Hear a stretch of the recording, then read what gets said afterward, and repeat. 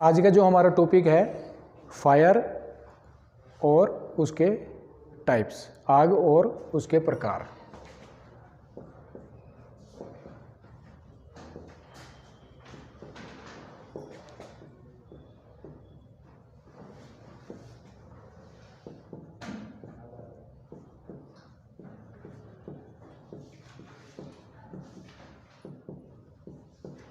Fire मतलब आग। आग सभी ने देखी होगी। अब ये आग है क्या, कैसे पैदा होती है ये, इसके फ़ायदे क्या हैं और नुकसान क्या है, ये सारी डिस्कस करेंगे हम इस टॉपिक में। तो फायर वैसे क्या हुआ करती है, फायर हमें नज़र आती है और किस स्थिति में ये नज़र आती है। आग एक रासायनिक प्रोसेस होता है, केमिकल प्रोसेस है आग।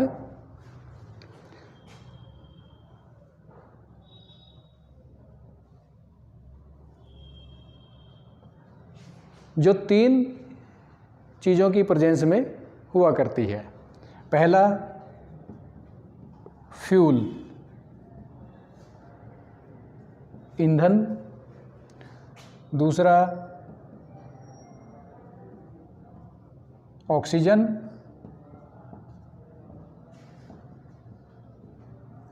और तीसरा टेम्परेचर, तापमान।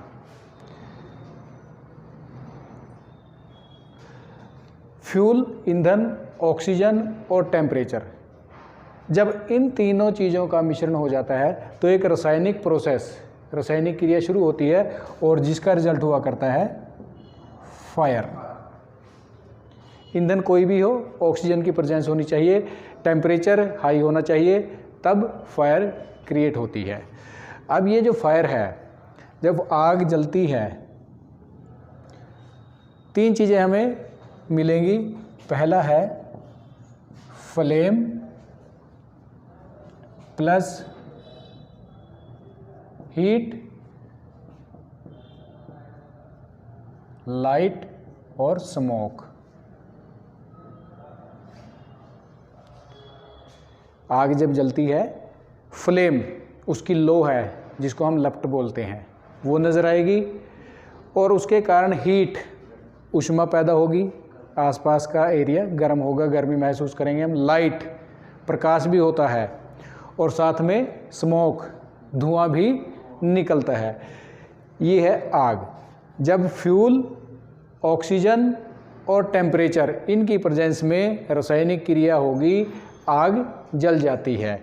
और जब आग जलती है तो एक तो फ्लेम तैयार होगी जिसको हम देख सकते हैं, उसकी लो होगी या लपट होगी, उसके कारण हीट पैदा होगी, उसी के कारण प्रकाश भी उत्पन्न होगा और स्मोक भी उत्पन्न होगा, धुआं।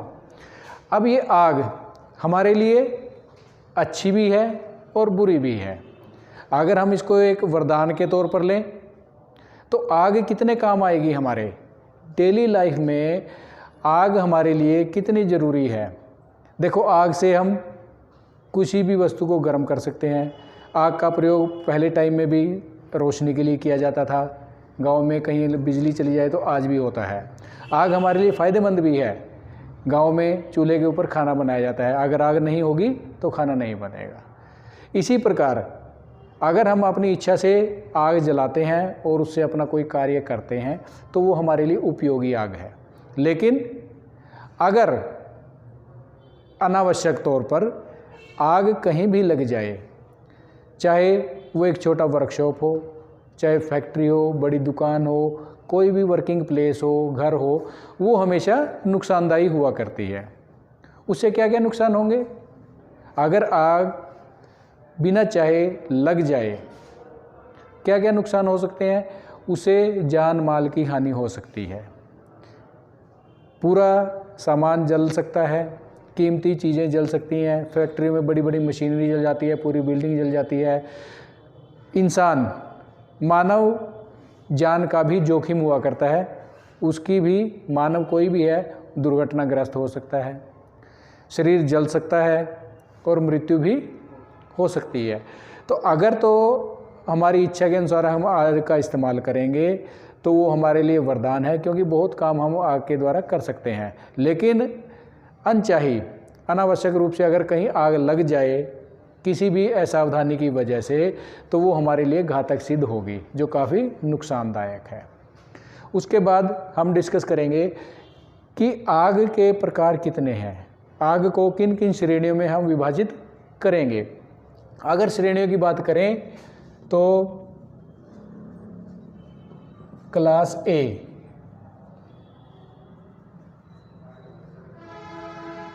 क्लास बी,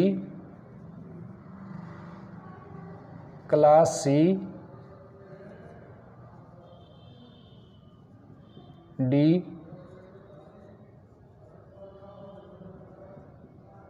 ई,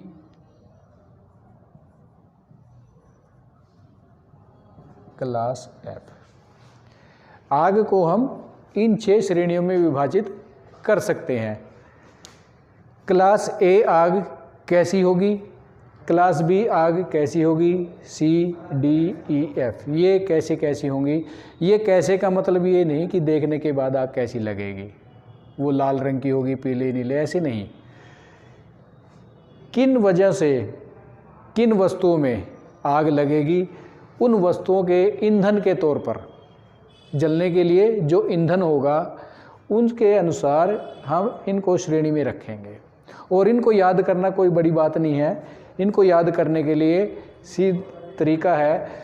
पहले हम पदार्थों की अवस्था के बारे में हमने पढ़ा है। पदार्थ 3 अवस्थाओं में मिलता है, सॉलिड, लिक्विड और गैस, ठोस, तरल और गैस। उसी क्रम में class A, class B, class C है। सॉलिड, लिक्विड और गैस। क्लास ए में जो हमारा फ्यूल होगा वो ठोस रूप में होगा, सॉलिड रूप में। जैसे किसी भी लकड़ी, प्लास्टिक, गत्ता, कपड़ा, रबड़, इस प्रकार का अगर वस्तु में आग लगती है तो वह क्लास ए श्रेणी कहलाती है। क्लास बी लिक्विड से रिलेटेड है। यदि किसी भी तरल ज्वलनशील पदार्थ जैसे पेट्रोल, डीजल, केरोसिन, इस प्रकार का कोई भी ज्वलनशील तरल पदार्थ है, अगर उसमें आग लगती है तो वो क्लास बी टाइप की आग कहलाती है। क्लास सी गैस से संबंधित है। कोई भी ज्वलनशील गैस जैसे एलपीजी गैस, सीएनजी गैस, कोई भी इसके अलावा ज्वलनशील गैस है, अगर उसमें आग लगती है तो वो क्लास सी श्रेणी में आती है। पहली 3 श्रेणियाँ बिल्कुल हमारे पदार्थों के वर्गीकरण के आधार पर है कि वो किस प्रकार का हमारा फ्यूल होगा, सॉलिड, लिक्विड, गैस। उसके बाद क्लास डी आती है। ये चौथी प्रकार की है। क्लास डी, ये कौन सा ईंधन होगा उसमें? अगर तो हमारे किसी भी धातु के उपकरण में, धातु की वस्तु में आग लग जाए, कारण कोई भी हो सकता है, तो वो क्लास डी में आग विभाजित की जाती है। धातु के उपकरणों, धातु की वस्तुओं में लगी आग क्लास डी में आएगी। मेटल्स। क्लास ई, क्लास ई को याद रखना भी आसान है। क्लास ई से मतलब हमारा है ऐसी आग जो बिजली से संबंधित उपकरणों में लगती हो, बिजली के द्वारा। E for electrical, electricity. तो बिजली से लगने वाली, बिजली उपकरणों में लगने वाली आग को क्लास ई श्रेणी में रखा जाता है।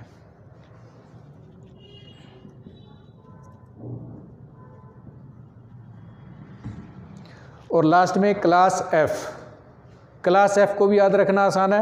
एफ से होता है फैट एंड कुकिंग ऑयल। यदि आग खाद्य पदार्थों में, खाने वाली वस्तुओं को बनाने वाला जो तेल हुआ करता है, उस प्रकार के पदार्थ में आग लग जाए तो क्लास एफ श्रेणी में आती है फैट एंड कुकिंग ऑयल्स। रसोई घर में जो खाद्य पदार्थ हुआ करते हैं उनमें जो तेल इस्तेमाल होता है कोई, तो उसमें अगर आग लग जाए तो क्लास एफ श्रेणी की आग कहलाती है।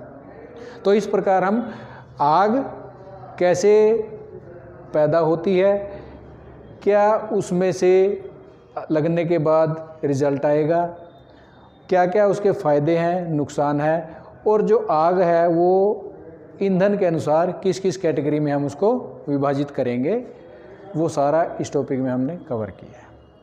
ठीक है जी।